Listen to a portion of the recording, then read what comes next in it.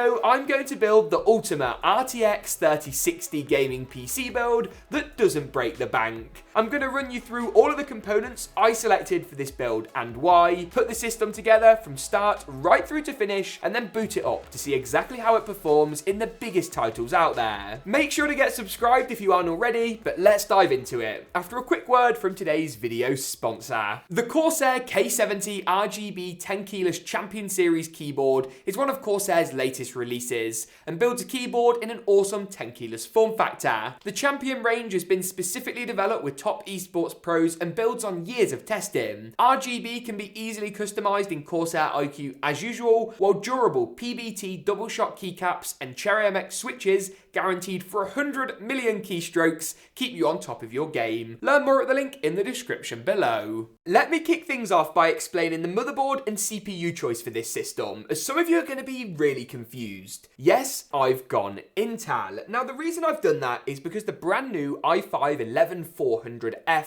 is a phenomenal CPU that's going to pair really nicely with the RTX 3060 later on. What's more, it comes in at a fantastic price point and it's way cheaper than something even like a Ryzen 5 3600X from last generation, despite being a better CPU. Because it's not an overclockable SKU as well, we can go for a more affordable motherboard. This B560M Aorus Elite is cheaper or the same price as some of the B550 options out there, which is great to see, though cheaper B560 boards like the DS3H, also from Gigabyte, are available, with Gen 4 NVMe support, memory overclocking support, and plenty of expandability with a built-in rear I/O shield. As a motherboard, it really ticks all the boxes for a build like this, where we're trying to be a little bit more conscious about price. One thing you will have to bear in mind with Intel is the requirement to pick up an aftermarket cooler. You do get a stock cooler on select Intel chips, but it's not very good, so I'd pick up something like this instead. The Cooler Master Hyper 212 RGB Black Edition might seem a bit overkill, as the CPU is not overclockable, but it will keep it super cool, it will stop the chip from thermal throttling, and keep the system nice and quiet. In our testing, an aftermarket cooler like this can give you 20 FPS more in some titles, forgetting about overclocking. If you'd like to learn more about that, you can find a video we made on the channel in the card section now. In terms of RAM or memory, I've got a 16GB kit of Corsair's Venegance RGB Pro SL. Memory speeds aren't quite as important when it comes to Intel, but 3200MHz is a good idea as it will give you a slight performance bump over slower speeds and allows you to easily upgrade to future chips without needing to worry about swapping out your memory. That brings us nicely on to the next component, the storage for this system. I've picked up a 1TB Seagate Barracuda 510. It's a great value Gen 3 NVMe drive with speeds in the region of about 3GB per second that will pop some of our speed tests on your screen now. This isn't as fast as a flashy Gen 4 drive, but it's way cheaper and isn't going to be a bottleneck as far as performance and FPS is concerned. Before we move on to the GPU, there is one more component to cover off. It might be a little bit more boring, but it's still incredibly important. It is, of course, the power supply. The Cooler Master MWE Gold 650 is an awesome, fully modular unit. It's super efficient, super quiet, and has plenty of wattage for not only the build in its current state, but also future upgrades, so it's really nice to protect ourselves on that front. The build will be built inside of Cooler Master's TD500 Mesh, a bit of a legendary case here on the GeekaWhat channel, and you can find some of my older and slightly more embarrassing videos on this chassis in the card section now, and of course on the channel. I'm going to move on to the GPU in a moment's time, but before then, let's build up as many of the components as we can, see what hurdles we kind of come across in today's PC build. Little bit of a top tip for you all, make sure you go ahead and install the M.2 drive before doing the CPU cooler. It can be really tempting to pop the CPU in and then pop the CPU cooler, but if you do this, you might just have a few clearance issues. So go ahead and actually install the M.2 drive first, it will save a lot of headache, and then you can pop the included M.2 heatsink, which looks a little something like this, nicely back on, before finally rounding off and installing the CPU cooler last. Do this bit at the very end. And that brings us nicely on to the case choice. As I said earlier, this is from Cooler Master, and it's one of my personal favorite chassis.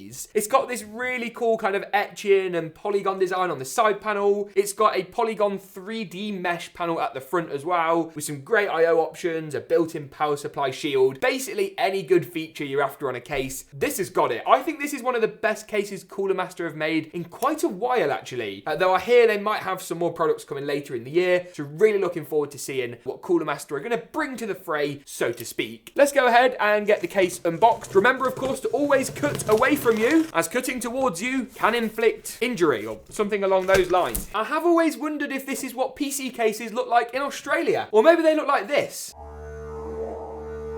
Really awful jokes aside, this case is such a cool design. I absolutely love it. It's got addressable RGB fans as well up front. You can see that kind of cool polygon mesh. It's really nice. You also get, of course, plenty of airflow, so that is quite important. Keeps your temperatures low, keeps your noise nice and low. And with the chassis being just a little bit bigger than the motherboard, it will give us plenty of room to build in and to work in, as you can see from the motherboard installation, which is super duper simple. You know what? That's looking pretty good, and it brings us nicely on to the graphics card choice for this system. This is the Gigabyte AORUS RTX 3060. This design is one of the higher end RTX 3060 options on the market, though we've looked at the Eagle OC 3060 Ti before, which is closer to MSRP, and you can read our review of that in the card section now. This is a fantastic GPU though when it comes to 1080 and 1440p gaming. The 3060 might be the entry level 3000 series RTX card, but the performance is nothing to be laughed at. This card has a 3-fan cooler with some really interesting RGB integration, which we'll try and get some footage of on your screen now. It is a little bit on the larger side as well, which will help make our case today look nice and proportioned. I really like the range of Gigabyte cards actually. I think they've come a really long way. A couple of years ago, I would have probably recommended MSI as a better option, but Gigabyte's card, right from the Eagle OC, up to the AORUS options on the market, have got a lot better over the years, so fair play to Gigabyte for that one. With 12 gigabytes of GDDR6 VRAM as well, I think the 3060 is a better proportioned card when it comes to the allocation of video memory in comparison to the power of the GPU. That's an area that AMD, to be fair, have excelled, but availability on any 6000 series card is still, frankly, rubbish, and even the newer, rumoured 6600 series are probably not going to be any better. So don't write off the 3060 just yet. Once we've done that then, the GPU is in, the RAM's in, the CPU, we're all pretty much good to go. All that's left to do is plug up the RGB connectors and, of course, power up all of the components with our power supply choice. That's where, as I say, the Cooler Master MWE 650 Gold comes in. I covered off all the key features of this power supply earlier, but if you struggle to get your hands on it, then any 80 plus gold certified 650 watt unit will work nicely. As you can see here, plugging up the CPU, the GPU and the motherboard, it comes with some quite nice sleek black included cables as well, so no need to splash out on cable extensions to avoid a ketchup and mustard finish. With that though, the build is pretty much ready to go, and we can dive into some performance figures of this system in the latest games out there. Before we do that though, let's boot the machine up, get all of our RGB and fans spinning to the max, and see how good it looks in an awesome glam montage. I'll see you in a sec, but roll the montage.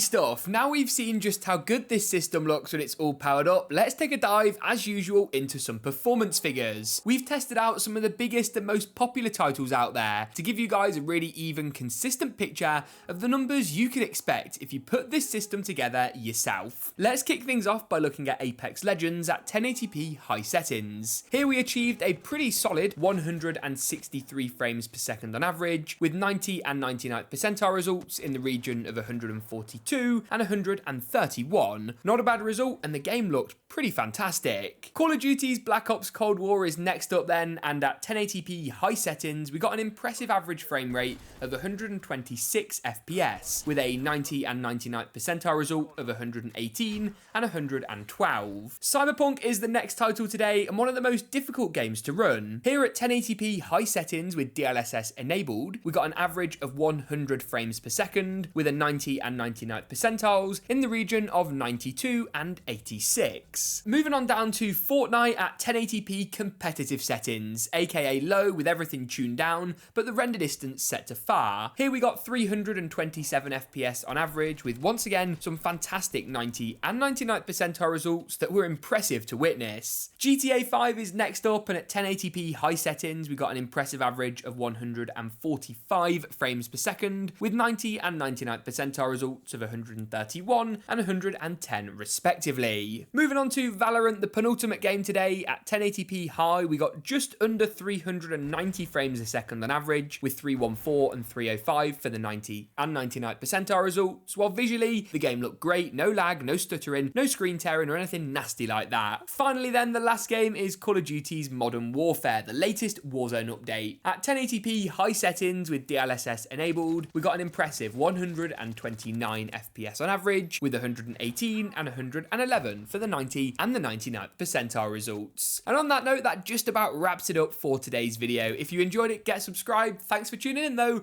and as always, we'll see you in the next one.